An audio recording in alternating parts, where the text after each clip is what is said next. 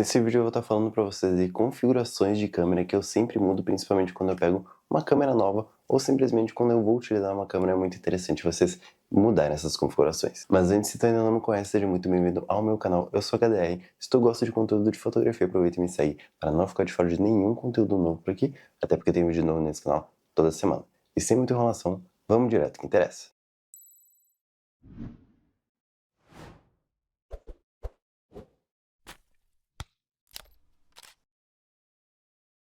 Antes de começar dessas dicas de configurações para vocês, tem uma coisa muito importante para falar. Se tu é iniciante na fotografia, se tu quer aprender a dominar o teu equipamento, seja ele uma câmera bem básica e também aprender a usar o flash, eu tenho um curso esperando no primeiro link na minha bio que vai te ajudar a destravar e fazer boas fotos utilizando qualquer tipo de equipamento e principalmente a justamente entender como é que funcionam as configurações de uma câmera. Vamos direto começar aqui a falar sobre configurações que eu realmente mudo. E obviamente para esse vídeo aqui eu vou estar selecionando 3 configurações que para mim são muito importantes e que eu sempre mudo quando eu pego uma câmera na mão, até porque sim, se eu quero elevar minha fotografia, tem coisas assim que por mais que tipo assim, a gente pegue a câmera na mão, a gente não pode só tipo pegar e sair usando, a gente tem que dar uma olhada para ver se está configurado do jeito que a gente gosta. Então realmente essas coisas acabam sendo, querendo ou não, importantes. E a primeira questão delas é justamente a seleção de autofoco, tá? E quando eu digo isso, é justamente essa seleção aqui, ó, que justamente aparece os pontos de autofoco. Obviamente, vai depender muito de cada câmera. Tem algumas câmeras que vão ter 9 pontos de foco, algumas vão ter 20, 30, 40, 50, a tela inteira, enfim. Só que o que eu acabo fazendo? Como vocês viram aqui, a minha seleção para essa câmera aqui está selecionada no ponto central, ou seja, está no ponto manual, digamos assim, que justamente é o ponto central que eu acabo deixando, na maioria das vezes, já pré-configurado.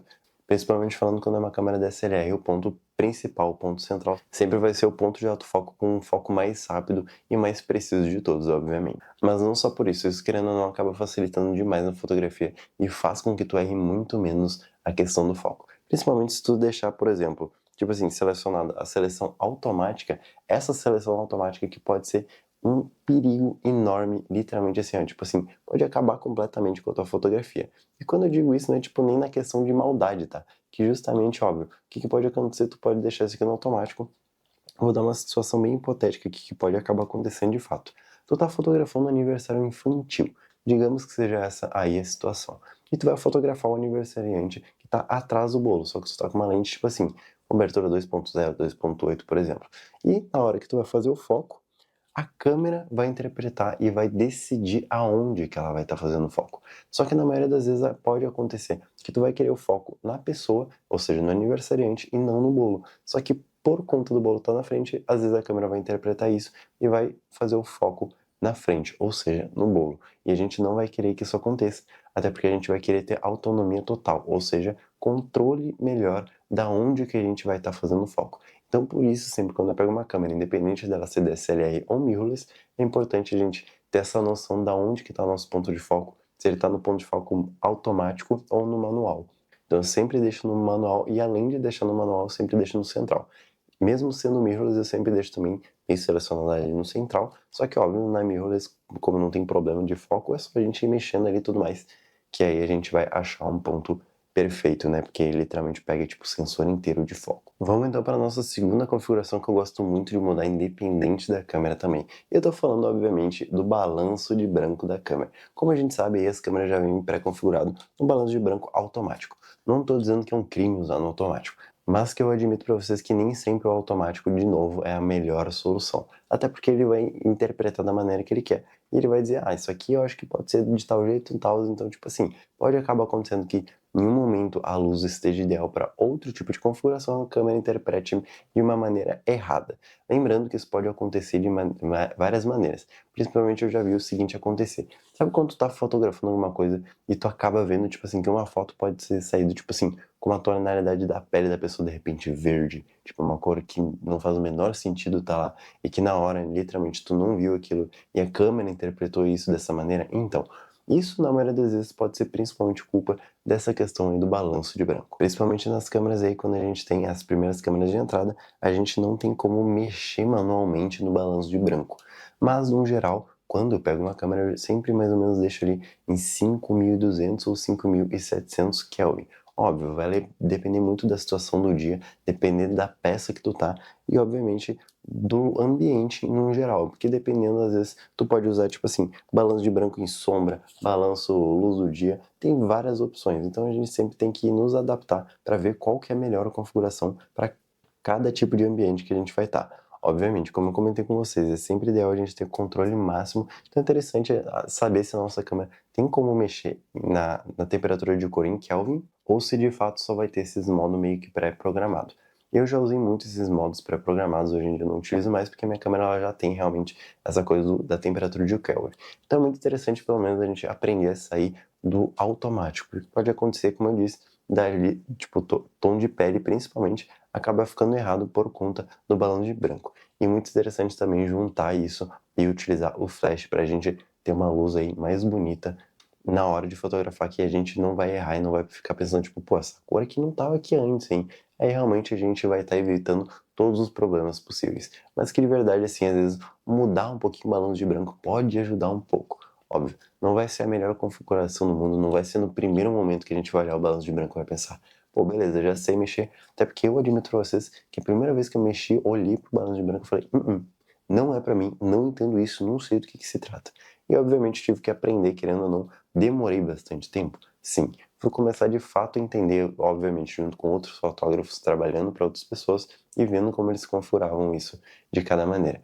E aí, com o tempo, eu realmente fui treinando meu olhar para começar a entender como que funcionava melhor a questão de cores. Até porque é justamente temperatura de cor em Kelvin é justamente tonalidade mais quente ou mais fria, né? Então a gente tem que ter uma noçãozinha básica disso. E a última configuração que eu tenho para dar para vocês é uma configuração muito especial e que eu admito para vocês que pouca gente sabe que isso possui dentro das câmeras. E que, obviamente, não é que, tipo assim, tu vai necessariamente ter que usar, mas é uma coisa interessante, porque é como se fosse uma edição já dentro da própria câmera. E o que eu tô falando para vocês é que tem como tirar uma foto em preto e branco direto da câmera, sem, tipo, ter que editar, levar pro computador ou coisa, tipo, é literalmente direto da câmera mesmo. Quando vocês estiverem na câmera, vocês vão procurar esse botãozinho aqui, que é tipo assim, tem um azinho com vários bagulhinhos. Então, é justamente esse símbolo que vocês vão estar procurando. Entrando ali, vocês vão se deparar com estilo de imagem.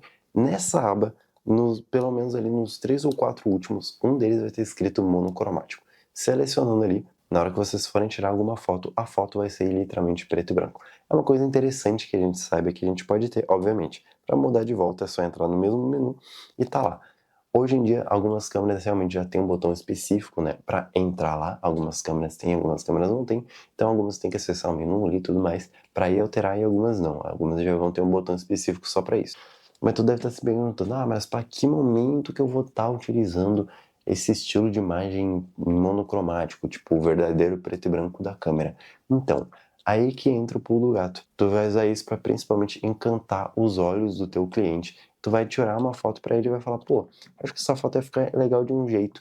Vamos fazer mais uma foto dessa aqui, só que eu vou fazer uma coisa diferente. Tu tira a foto, seleciona ali no modo monocromático, faz o clique e mostra pro cliente a foto preto e branco direto da câmera. Nesse momento, teu cliente ele vai ficar tipo, caraca, meu Deus, como assim a tua câmera faz foto em preto e branco? Ele vai ficar muito surpreso e, obviamente, isso, querendo ou não, dá um ar mais profissional, faz com que tu entenda melhor o teu equipamento e, obviamente, uma foto vai ficar realmente bem mais diferente com um cara de realmente, tipo assim, vai se destacar de fato, obviamente, por conta dessa configuração que tem dentro das câmeras. Independente da câmera, tu vai ter, tá? Seja uma T3, uma T5, T100, SL2, SL3, todas as câmeras aqui não vão ter. 70D, 80D, 90D, as mirrorless também tem. Então, assim, não tem erro, é literalmente só procurar que vocês vão encontrar. E é uma configuração muito básica. Hoje em dia, minha Canon R10, inclusive, tem um botãozinho especial aqui, que eu deixei ele justamente selecionado para quando eu precisar, é só eu clicar ali e ele já vai direto para essa aba do menu, que daí é só mudar ele rapidinho